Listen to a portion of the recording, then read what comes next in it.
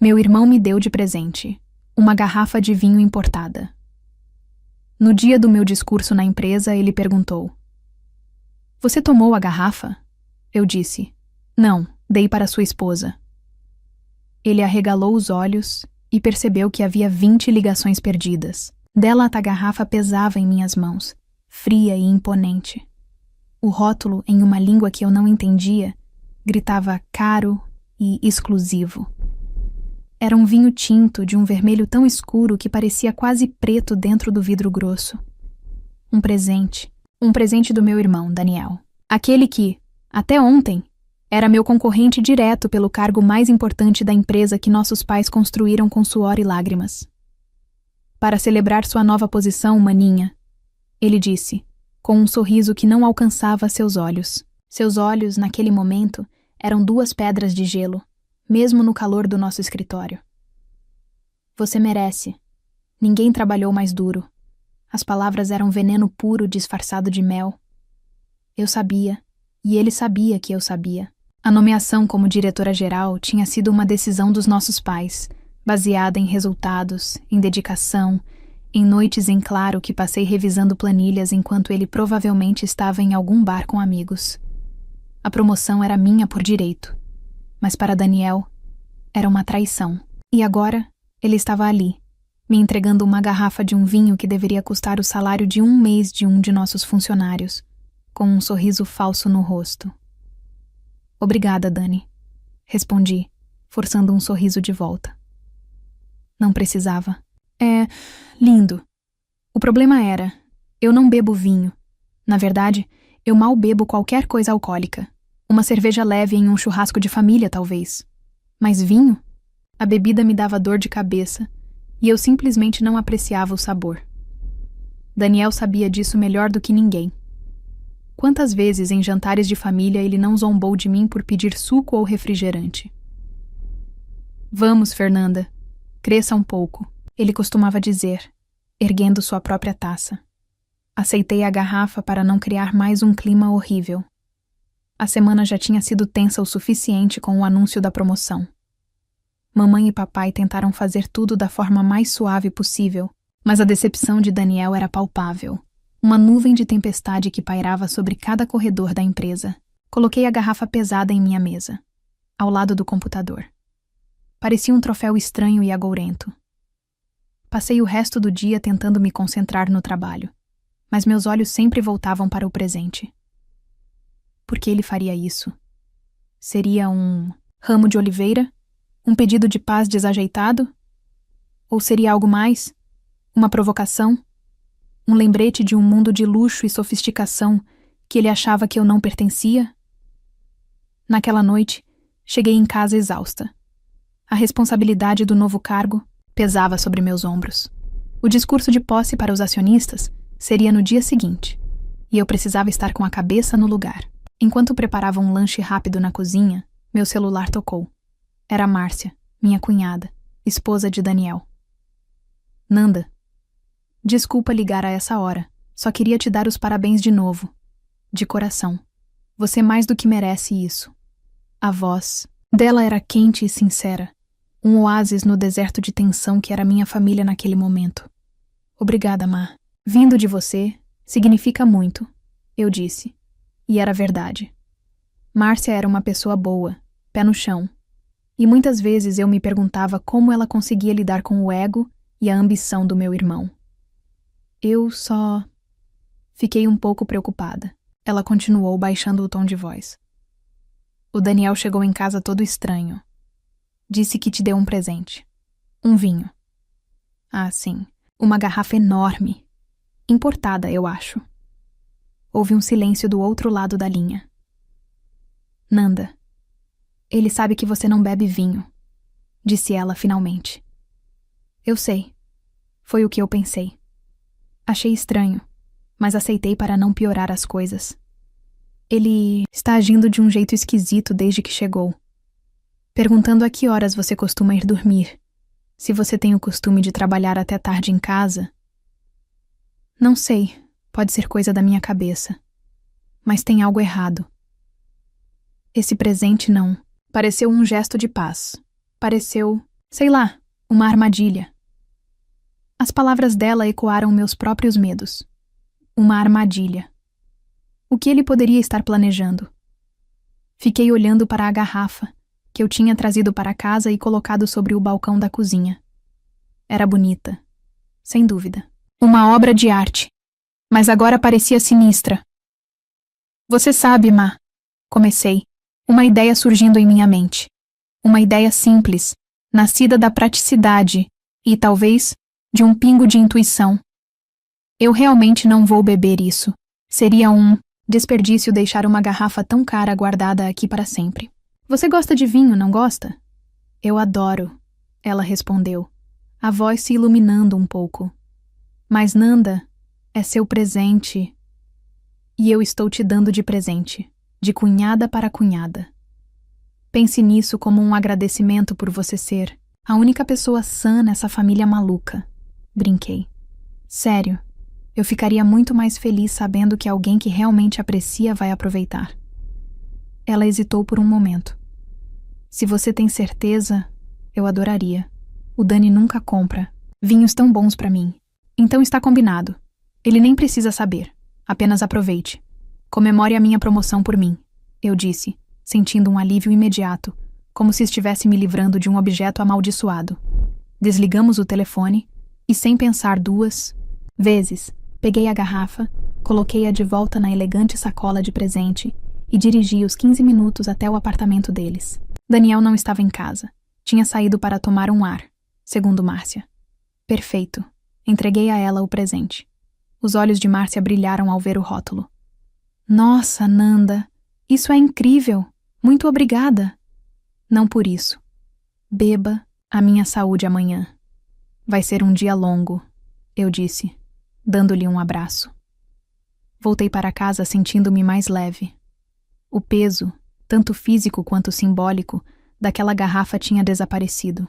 Mal sabia eu que aquele simples ato de repassar um presente indesejado estava prestes a desencadear uma avalanche que mudaria nossas vidas para sempre. A manhã seguinte chegou com o céu limpo e uma brisa fresca, o tipo de dia que geralmente me enche de energia. E, de fato, eu me sentia surpreendentemente bem. Dormi profundamente, sem a ansiedade que eu esperava que precedesse o dia mais importante da minha carreira até então.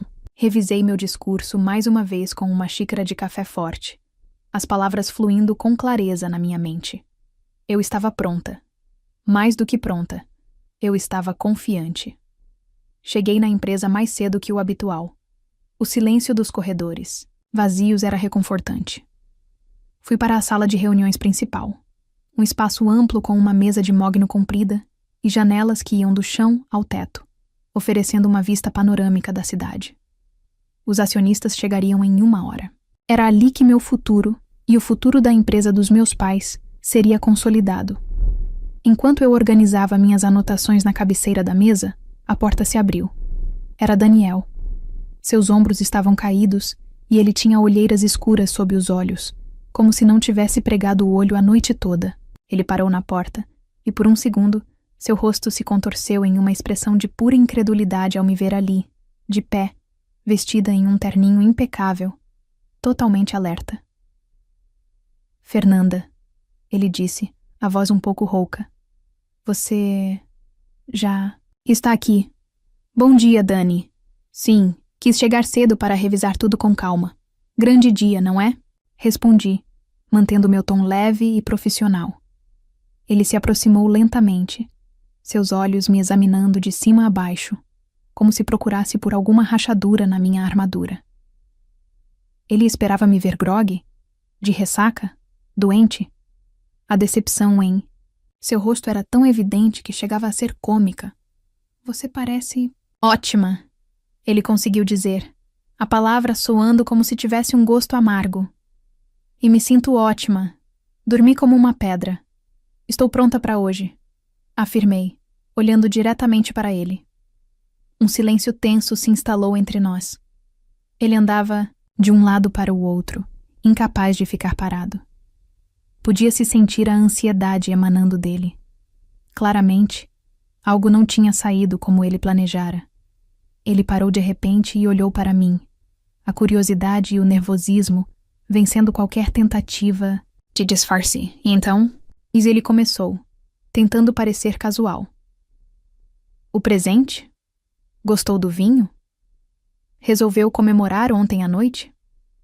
Ali estava. A pergunta que ele estava morrendo de vontade de fazer desde que entrou na sala. Um sorriso discreto brincou no meu rosto, enquanto eu me lembrava da minha conversa com Márcia. Ah, o vinho! Respondi com a maior naturalidade do mundo. Não, eu não bebi. Vi um lampejo de frustração em seus olhos, seguido de confusão. Não? Mas... por quê? Era uma safra especial, maninha, perfeita para uma celebração. Eu sei, e agradeço de novo o gesto, continuei, ajeitando uma pasta sobre a mesa. Mas eu sabia que não ia aproveitar como se deve, então fiz algo melhor. Dei a garrafa para a sua esposa. Parei e olhei para ele, para que o peso das minhas palavras o atingisse em cheio. Eu dei para a Márcia. Repeti, com clareza.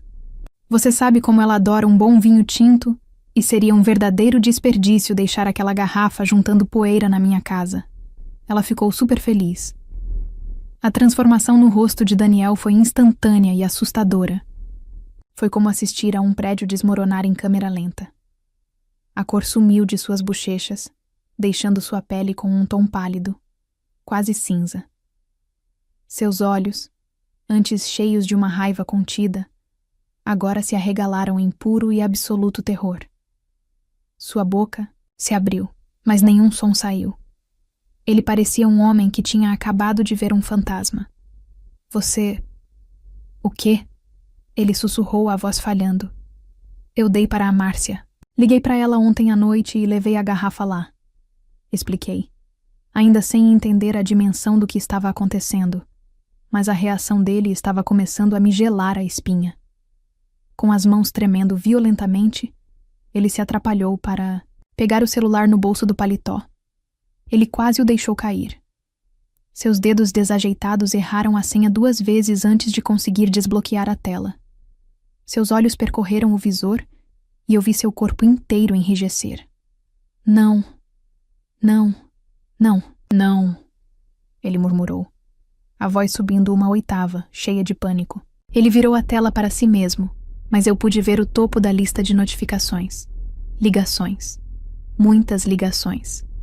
Ele olhou para mim, o desespero estampado em cada traço do seu rosto. 20 chamadas perdidas, ele disse, a voz embargada. 20 chamadas perdidas. Dela, da Márcia. Meu coração deu um pulo. 20 chamadas? Por que Márcia ligaria tantas vezes? Antes que eu pudesse perguntar, ele já estava com o telefone na orelha, retornando a última chamada. Vamos, Márcia, atende. Atende, por favor. Ele implorava para o aparelho. Ele esperou por 1, 2, 3 toques. Então, alguém atendeu. O alívio no rosto de Daniel durou menos de 1 segundo. Sua expressão se desfez em confusão e, em seguida, em pavor. Alô? Márcia? Ele disse. Uma pausa. Não. Quem está falando? Eu sou o marido dela. Onde ela está? O que aconteceu? Eu me aproximei, o sangue gelando nas minhas veias. Só conseguia ouvir a voz abafada e monótona do outro lado da linha, mas as reações de Daniel contavam toda a história. Um acidente? Ele perguntou, a voz quebrando. Que tipo de acidente? Ela está bem? Meu Deus, qual hospital? O celular escorregou de sua mão trêmula e caiu no tapete com um baque surdo. Daniel desabou na cadeira mais próxima, a cabeça entre as mãos, o corpo sacudindo com soluços silenciosos e aterrorizados. Naquele instante, o discurso, os acionistas, a promoção, tudo se tornou insignificante. Uma única verdade ecoou na sala de reuniões silenciosa. Algo terrível tinha acontecido com Márcia. E de alguma forma, a chave para tudo era a garrafa de vinho que eu recusei. O trajeto até o hospital foi um borrão de sirenes imaginárias e pânico real. A reunião com os acionistas foi cancelada com uma desculpa apressada de emergência familiar. Ninguém questionou. A expressão no rosto de Daniel era suficiente para silenciar qualquer um. Eu dirigi meu próprio carro logo atrás do dele, com nossos pais no banco do carona, ambos pálidos e fazendo perguntas que eu não sabia responder. Meu pai, sempre o pilar de força, tinha o maxilar cerrado, enquanto minha mãe rezava em voz baixa, torcendo o lenço nas mãos. Daniel estava descontrolado. Ele entrou na recepção do hospital gritando o nome de Márcia, exigindo respostas, os olhos vermelhos e injetados. Uma enfermeira o acalmou e nos guiou para uma pequena e estéril sala de espera. O cheiro de antisséptico pairava no ar, misturado com o aroma fraco de café requentado.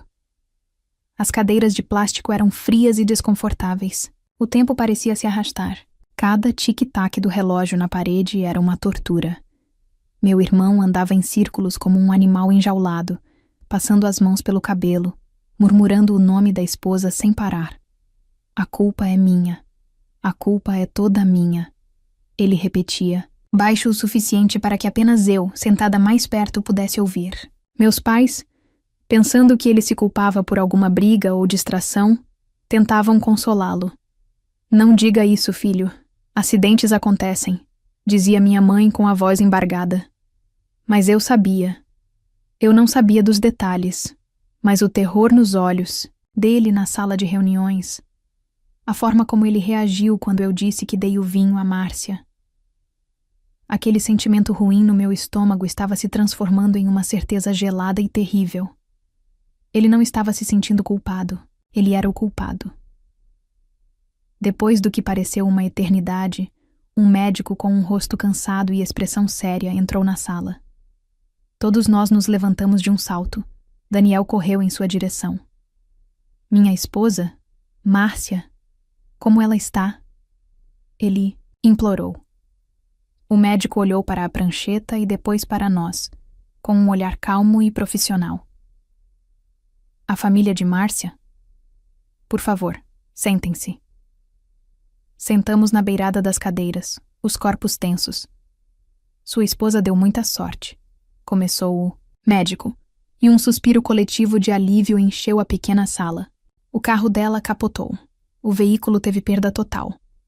Mas, milagrosamente, ela sofreu apenas ferimentos leves.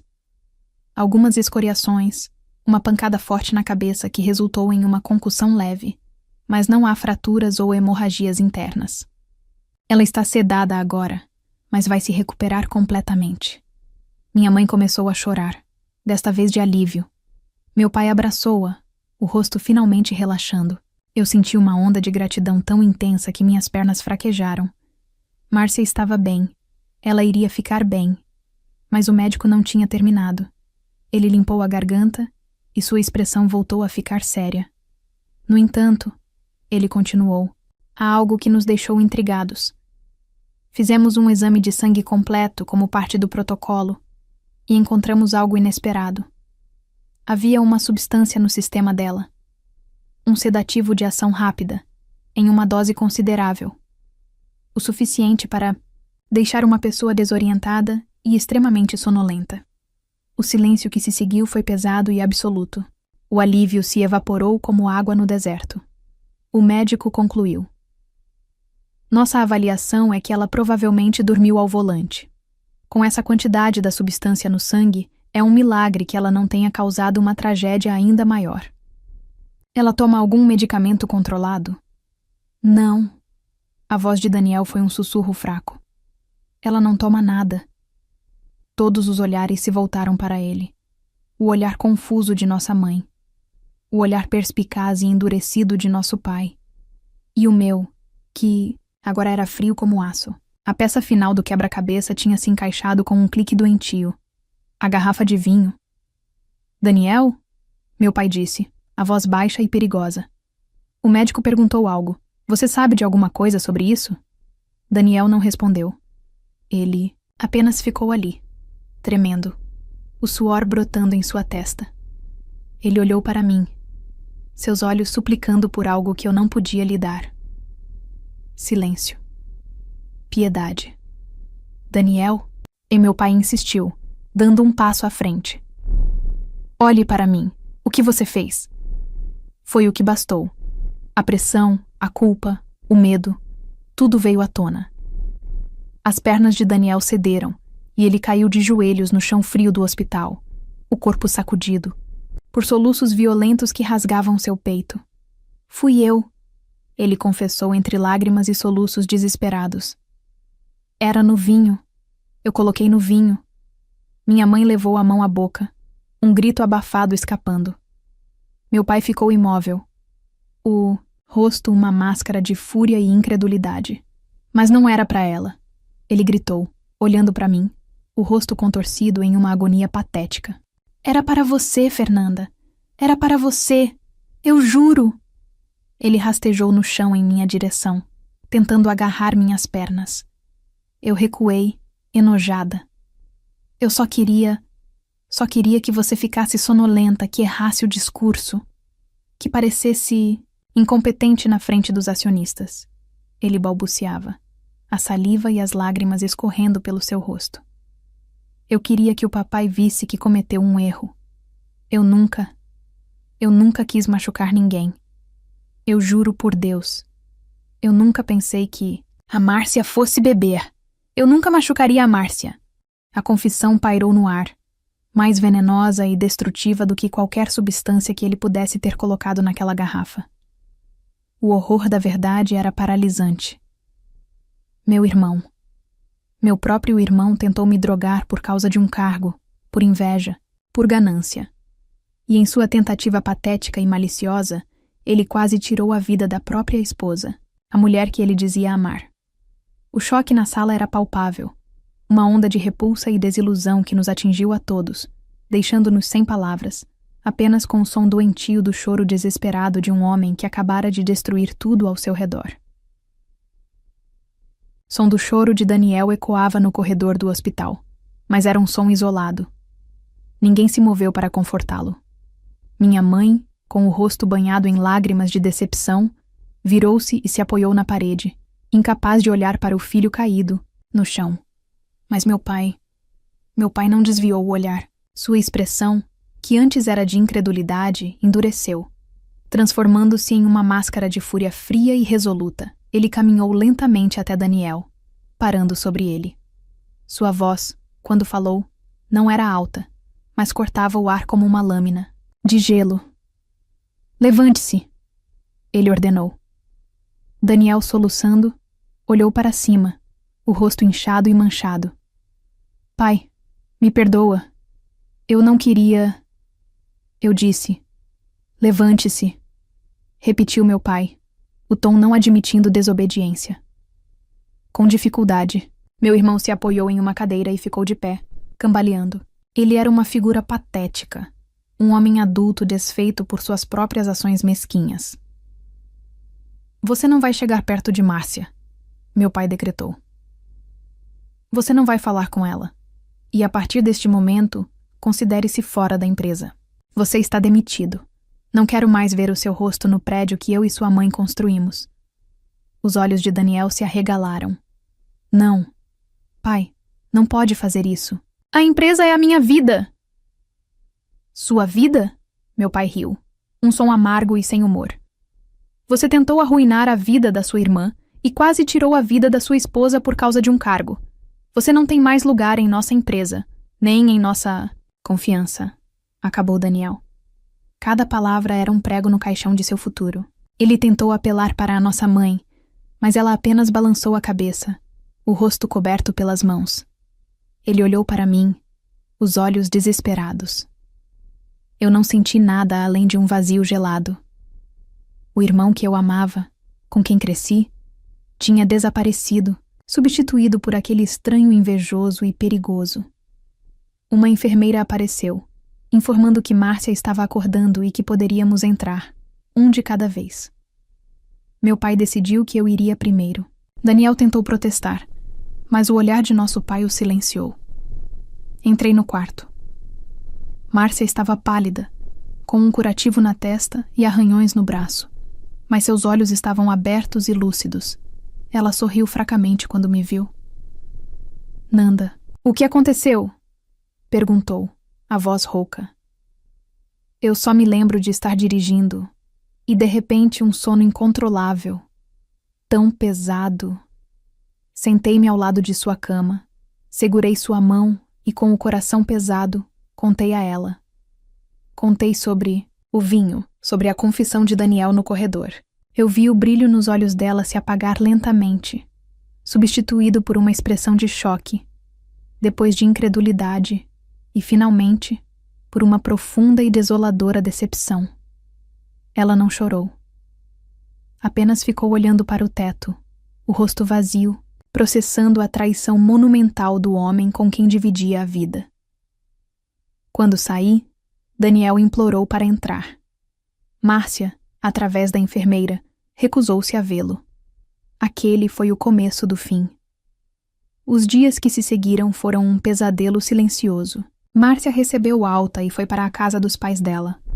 Daniel foi expulso de casa por nosso pai e estava morando em um hotel barato. Ele me ligava sem parar, deixando mensagens de voz desesperadas, implorando pelo meu perdão, pedindo que eu intercedesse por ele com nossos pais e, principalmente, com Márcia. Eu cometi um erro terrível, Nanda, o pior da minha vida. Ele dizia em uma das mensagens, a voz embargada pelo choro. Mas eu amo a Márcia. Eu amo vocês. Não me deixem sozinho. Por favor. Mas suas palavras eram ocas. O arrependimento dele parecia nascer não da maldade de seu ato, mas do fato de ter sido descoberto. Ele não estava triste por ter nos traído. Estava triste por ter perdido tudo. Cerca de uma semana depois, Márcia me ligou e pediu para me encontrar, em um café. Ela estava mais magra, com olheiras, mas havia uma nova determinação em seu olhar. Eu pedi o divórcio, ela disse, de forma direta, mexendo em sua xícara de chá. Os papéis foram entregues a ele esta manhã. Eu assenti, não surpresa, mas ainda assim sentindo uma pontada de tristeza por ela. Eu fiquei pensando. Ela continuou, olhando para mim. E se você tivesse bebido aquele vinho? Você não gosta de dirigir à noite quando está cansada. Provavelmente teria pegado um táxi. Você teria apenas dormido, perdido a reunião. O plano dele teria funcionado, e ele teria saído impune. Ele não se importou com o risco. Não se importou com você. E quando o plano dele deu errado e quase me matou, o desespero dele era por ele mesmo, não por mim. Eu não posso mais viver com uma pessoa assim.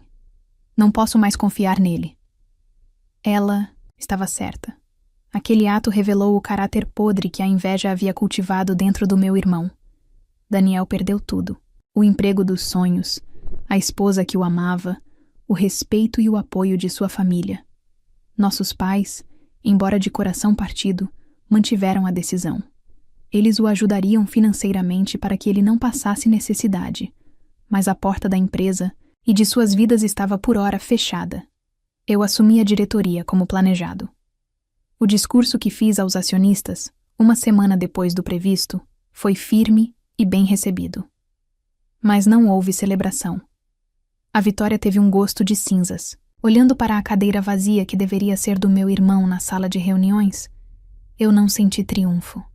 Senti um luto profundo pela família que éramos e que nunca mais seríamos. Ele tentou me prejudicar, mas no fim, foi ele quem bebeu o próprio veneno. E a ruína dele não foi obra minha. Foi o resultado inevitável de uma escolha que ele, e somente ele, fez.